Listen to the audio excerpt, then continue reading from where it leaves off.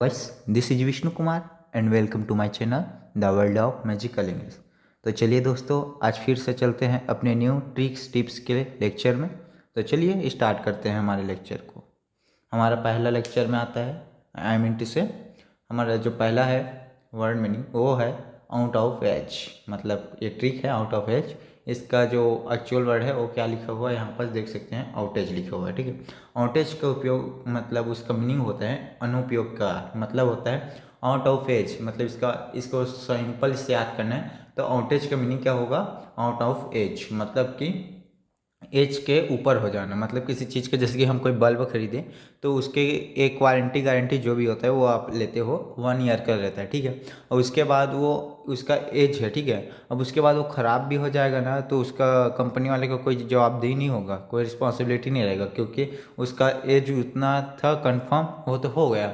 और कई बल्ब ऐसे रहते हैं कि वो 10 साल 15 साल भी चल जाते हैं। ठीक है, तो मतलब उनका जब वो ख़राब हो जाते हैं उसके बाद उनका जो एज है आउट ऑफ एज हो गया, इसी कारण से वो ख़राब हो जाता है। जैसे कि यहाँ देखिए, आउट ऑफ एज होने के कारण यहाँ देखिए रास्ते में रोड में क्या पूरा बिजली के तार वगैरह गिर गए हैं। देखिए यहाँ पास आउट ऑफ एज होने के का पावर कट हो जाता है। ठीक है, तो मतलब आउट ऑफ एज का मतलब होता है पावर डाउन हो जाना, पावर कट हो जाना, मतलब एज का ऊपर हो जाना। इसीलिए आउट ऑफ एज मतलब पावर डाउन, कम हो जाना। ठीक है, अब हमारा सेकंड आता है डेप्ट। डेप्ट का मीनिंग क्या होता है, डेप्ट मतलब होता है कर्ज। ठीक है, अब इसका ट्रिक है डेट में जाएगा तो खर्चा तो आएगा ही, इसलिए तू कर्जदार या ऋणी हो गया है।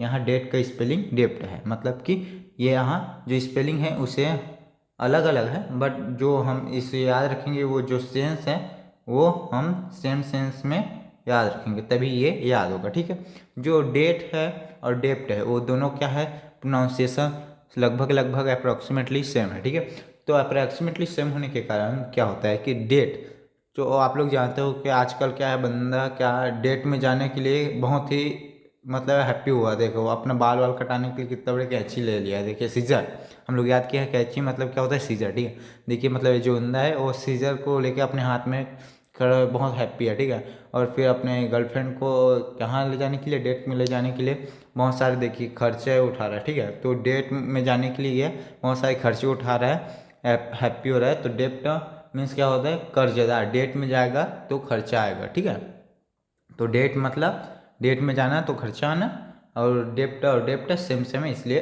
Pronunciation same. क्योंकि डेट मतलब एक दिनांक वाला होता है और ये डेट मतलब भी वही होता है कि कहीं एक दिन में, एक तिथि में कहीं जाना। ठीक है, अब हमारा जो आता है थर्ड में आता है एक्नॉलेज। एक्नॉलेज का मीनिंग होता है स्वीकार करना या फिर पावती। ठीक है, अब इसका मीनिंग है स्वीकार करना या पावती। अब इसका ट्रिक क्या है, यहाँ बस स्पेस कम था इस कारण से मैं इस ट्रिक को लिख नहीं पाया हूँ। मैं आपको प्रोनाउंसिएशन मतलब आपको बोल के बता देता हूँ। ठीक है, मतलब मैं प्रोनाउंस कर देता हूँ इसको। तो इसका ट्रिक है कि एक नॉलेज मतलब स्वीकार करना है पावती। इसका ट्रिक है मेरे पास एक्स्ट्रा नॉलेज है। एक नॉलेज मतलब एक्स्ट्रा और नॉलेज है। नॉलेज मतलब क्या होता है, ज्ञान। ठीक है, इतना नॉलेज मतलब होता है ज्ञान, और उसमें हम लोग और क्या जोड़ रहे हैं, एक नॉलेज मतलब एसी को और जोड़ रहा है, मतलब एक्स्ट्रा नॉलेज। एसी को हम एक को हम क्या पढ़ेंगे, एक्स्ट्रा, एक्स्ट्रा नॉलेज पढ़ेंगे। ठीक है, जो हमारे पास और नॉलेज है उसको उसको क्या पढ़ेंगे, एक्स्ट्रा नॉलेज। ठीक है, तो हमारे पास जो एक्स्ट्रा नॉलेज है उसको मैं स्वीकार करता हूँ। मैं मानता हूँ कि मैं बुद्धिमान हूँ, मैं मानता हूँ कि मेरे पास बहुत सारा नॉलेज है, मैं मानता हूँ कि मेरे पास टेक्नोलॉजी में बहुत सारा नॉलेज है, किचन में बहुत सारा, कुकिंग में बहुत सारा नॉलेज है। ये नॉलेज किसी भी क्षेत्र में हो सकता है। तो एक नॉलेज मतलब एक्स्ट्रा नॉलेज। तो मतलब कोई व्यक्ति को आप बोले कि भाई ये तो बहुत ही इंटेलिजेंट है यार, क्या बात है, तो बोलेगा या ब्रो यू आर राइट, मैं स्वीकार करता हूँ, आई एम एक्सेप्टेड, मतलब एक्नॉलेज, एक्सेप्ट करना। ठीक है, तो एक्नॉलेज मतलब होता है स्वीकार करना या फिर पावती। ओके, स्वीकार करना ही। अब पावती मतलब रिसिप्ट हो गया। ओके, स्वीकार के लिए भाई यहाँ रिसिप्ट मिल गया, भाई बात खत्म। ठीक है, अब आता है फोर्थ नंबर में रिफ्यूज़। रिफ्यूज़ मतलब होता है इनकार करना। ठीक है, रिफ्यूज़ मतलब होता है इनकार करना या फिर अवशिष्ट या फिर कूड़ा करकट। ठीक है, या फिर कूड़ा करकट के समान। इसका एंटोनिम है एक्सेप्ट करना। ओके, क्योंकि इंटरनेम इसका एक्सेप्ट करना इसलिए हुआ क्योंकि इसका जो मेन है रिफ्यूज़ को हम क्या बोल सकते हैं, इनकार करना। इनकार करना मतलब एक्सेप्ट नहीं करना, ठीक है। और तो इंग्लिश में अब इसका एंटोनिम क्या हो जाएगा, एक्सेप्ट करना, ठीक है। तो कूड़ा करकट, अवशिष्ट अपशिष्ट और इनकार करना, ठीक है, या फिर मना करना भी बोल सकते हैं।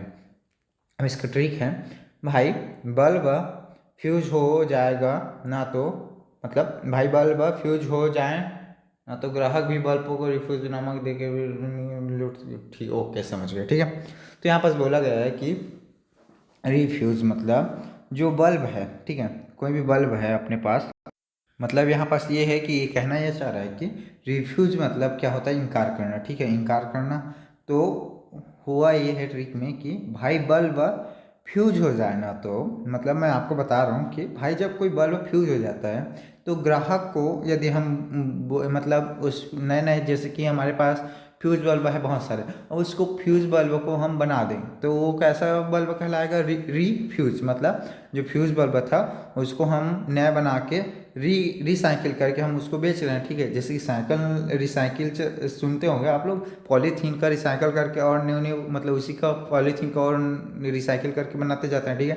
तो उसी प्रकार से ये भी है कि जो बल्ब है उसको रिसाइकिल कर दे एक तरह से, मतलब कि जो फ्यूज है उसको रिफ्यूज बना दे, मतलब कि जो फ्यूज है उसको ठीक करके यदि हम बेचें मार्केट में तो ग्राहक भी बल्ब को मतलब रिफ्यूज करके हम दे, मतलब उस नाम से हम बेचें तो वो भी नहीं खरीदता, क्यों, क्योंकि उसे वे कूड़ा करकट ही समझते हैं। इसका मतलब है कि हमें तो पता है भाई, अब कोई बल्ब लिए एक बार ख़राब हो गया, जैसे कि पंखा ले लेते हैं, ठीक है, एक पंखा लिए और एक बार, ठीक है, ले लिए, ख़राब हुआ है, उसके बाद उसको बेच दिया। अब वो दुकानदार वाले बोले कि भाई मैं तो बना लिया हूँ, इतने रेट में ले लो, तो फिर हम उसको दोबारा लेंगे क्या, नहीं, इसलिए नहीं लेंगे कि हमारे मन में कहीं कहीं शंका रहेगा, फिर वो ख़राब हो जाएगा, फिर लाना पड़ेगा, फिर खर्चा होगा, फिर बिगड़ जाएगा, तो इससे हाँ अच्छा मैं नया खरीद लूँ, ऐसा सोचते हैं। तो वही है कि रिफ्यूज को हम लेने से इनकार करते हैं। तो इसका ट्रिक क्या है, रिफ्यूज मतलब इनकार करना, ठीक है, रिफ्यूज मतलब इनकार करना, क्यों, क्योंकि हम फ्यूज बल्ब को हम दोबारा नहीं लेते हैं रिफ्यूज के नाम से, ठीक है। हमारा नेक्स्ट है फिर स्टील्थ।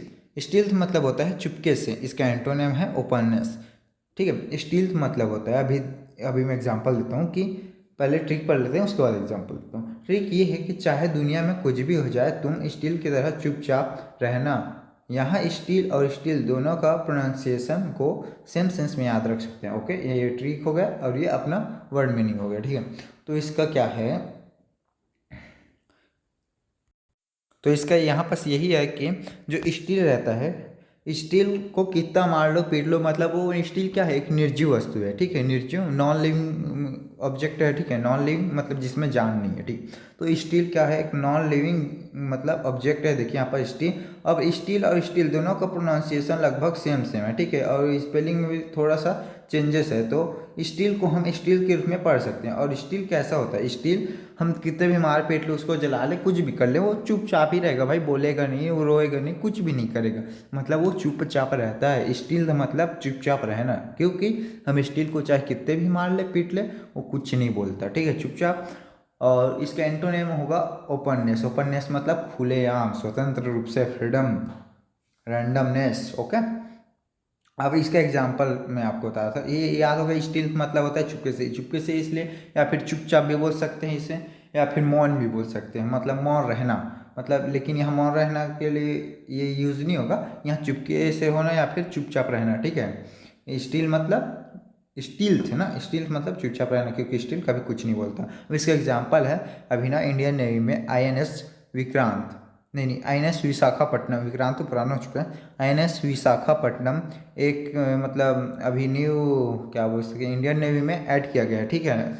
वो बहुत बड़ा जहाज़ है, एयरक्राफ्ट भी है उसमें, मतलब बहुत उसमें मल्टी, ऐसा बोल सकते हैं मल्टी पावरफुल है वो, उसमें हर तरह के पावर है, मतलब टरबाइंस वगैरह सब चीज़ें उसमें। तो इसमें हुआ क्या है कि वो जो स्टील फीचर है उसमें, मतलब वो दुश्मन के एरिया में जाएगा ना हमला करने के लिए, तो दुश्मन के जो रडार सिस्टम है, मतलब रडार सिस्टम जिससे मतलब वो पता कर सकते हैं कि हमारा कोई जहाज़, दुश्मन का जहाज़ उसकी ओर आ रहा है, वो अब पता नहीं कर पाएगा, क्योंकि हमारे जो उसको बनाया गया ना, मैन्युफैक्चर किया गया है, वो स्टील मतलब उसमें प्रॉपर्टी है, मतलब जिससे आसानी से कोई भी मतलब अपोजिट है या फिर एनिमी है वो हमें मतलब क्या बोल सकते हैं कि हमें पहचान नहीं पाएगा, ठीक है। तो हम इजली से हम अपना अटैक कर सकते हैं और वापस भी आ सकते हैं। अब यहाँ पर आता है सिक्स से, मतलब सिक्स में आता है डीम। डीम मतलब होता है समझना। इसका ट्रिक है डीम और दिमाग। डीम और दिमाग दोनों को सेम समझे तो ट्रिक भाई, दिमाग में जोर डाल और समझने की कोशिश कर। हम बोलते हैं स्कूल में जब किसी को समझ नहीं आता है तो क्या बोलते हैं कि अरे बेटा, इस देखो ये पेरेंट्स बोल रहे हैं कि अरे बेटा ध्यान से दिमाग में जोर लगा के समझो। इस बच्चे को बोला जा रहा है इनके पेरेंट्स की, अरे बेटा दिमाग में ध्यान से लगाओ, जोर लगाओ और समझने की कोशिश करो। मतलब किसी भी चीज़ को समझ नहीं आता है, स्कूल कॉलेज घर बाहर जहाँ भी दुनिया में हो, तो डीम का यूज होता है। डीम मतलब होता है समझना, ठीक है। तो जब किसी किसी को समझ नहीं आता है तो हम बोलते हैं कि दीम मतलब दिमाग। दोनों का प्रोनाउंसिएशन सेम है तो दीम से दिमाग याद रखेंगे। दीम मतलब क्या होता है, डीम। डीम नहीं है, डीम, ठीक है। डीम मतलब क्या होता है, दिमाग। दिमाग में जोर डाल भाई, तो इसका मीनिंग क्या है, डीम मतलब समझना। ओके, हमारा सेवंथ नंबर में आता है कॉन्टेम्पल। कॉन्टेम्पल, ठीक है। अब इसका मीनिंग होता है मनन करना। अब यहाँ भी अंदर में जाएंगे, ठीक है।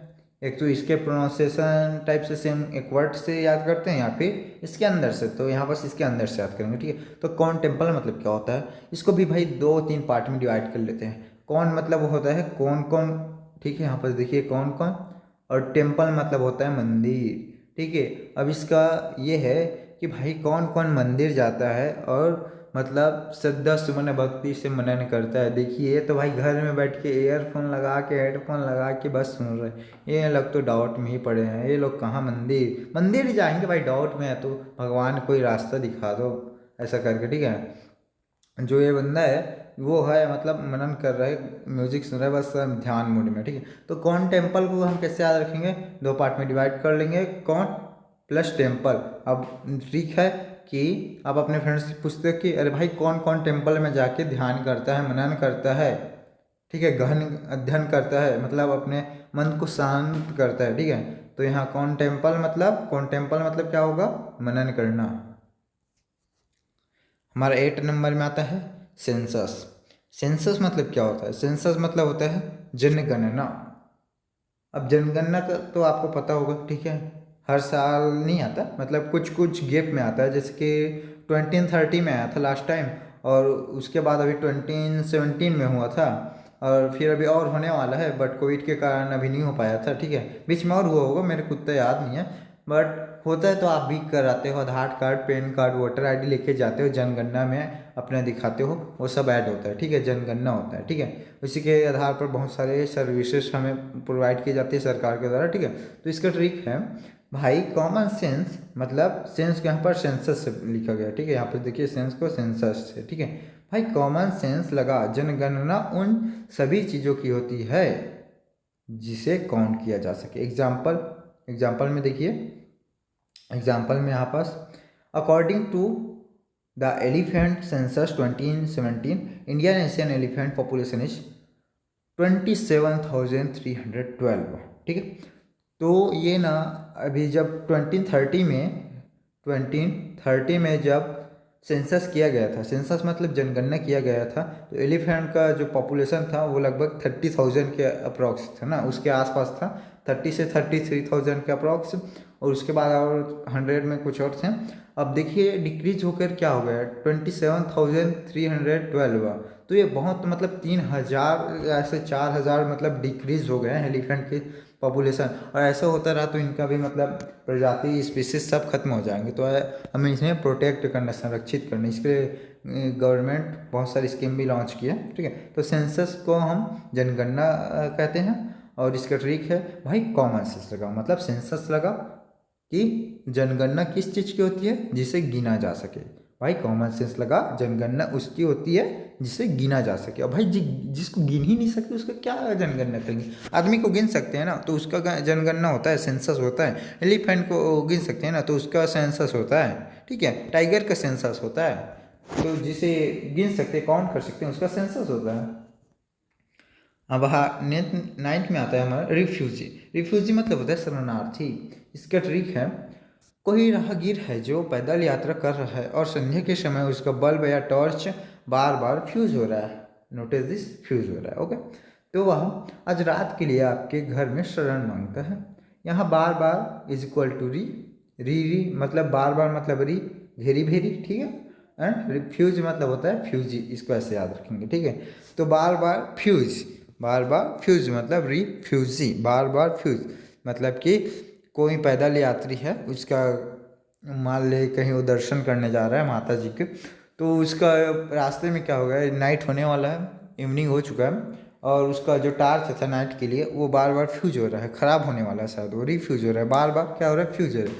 तो वो ऐसे आपको बोलेगा कि मेरा टॉर्च बार बार फ्यूज हो रहा है, तो मुझे मतलब शरण चाहिए, मतलब एक रात के लिए मुझे यहाँ पर शरण चाहिए। आई वॉन्ट रिफ्यूजी, मतलब वो मैं कह रहा हूँ कि मुझे एक शरणार्थी चाहिए। आई वॉन्ट रिफ्यूजी मतलब मुझे एक शरणार्थी चाहिए। तो वही बोल रहा है कि शरणार्थी बोलेगा कि आई वॉन्ट स्टे, मुझे रहने के लिए जगह चाहिए, ठीक है। I want stay here, okay. तो स्टे मतलब रहना होता है, वो अलग ही है, छोड़ो उसको। रिफ्यूजी, रिफ्यूजी मतलब होता है बार बार फ्यूज होना, और फ्यूज होगा मतलब शरणार्थी आपके यहाँ मांगी गई, ठीक है। अब इसके बाद 10th नंबर में आता है क्राइसिस। क्राइसिस मतलब होता है संकट, ठीक है। इसका ट्रिक है, जब हमारे ऊपर संकट या आपदा आता है तो हम भगवान से कहते हैं कि काबा रही से आपदा। हाँ, मतलब इसका क्यों आया, यहाँ काबा रही is equal to crisis, same pronunciation, मतलब यहाँ पर से ये बोला गया कि जिस प्रकार क्राइसिस है, इसको क्राइसिस को भी हम थोड़ा तोड़ मरोड़ करते हैं। क्राइसिस मतलब काबा रईस, क्राइसिस काबा रईस, थोड़ा लास्ट में ही प्रोनाउंसिएशन सेम लग रहा है। क्राइसिस मतलब काबा रईस का, क्राइसिस मतलब काबा रईस, एक छत्तीसगढ़ी वर्ड है। क्राइसिस मतलब काबा रईस, ठीक है।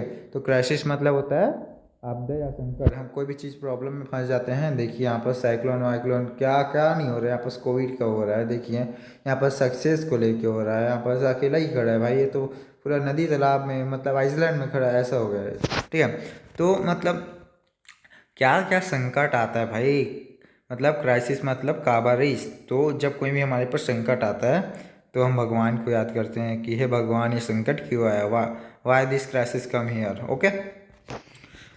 तो यहीं तक है अपना आज का क्लास, और ये है अब मेरा टेलीग्राम चैनल, ऐसे जाइएगा सर्च बार में सर्च मारिएगा the world of magical English, ये रहा मेरा चैनल, इसको ज्वाइन कर लिए, इसमें लेटेस्ट नोटिफिकेशन मिल जाएगा।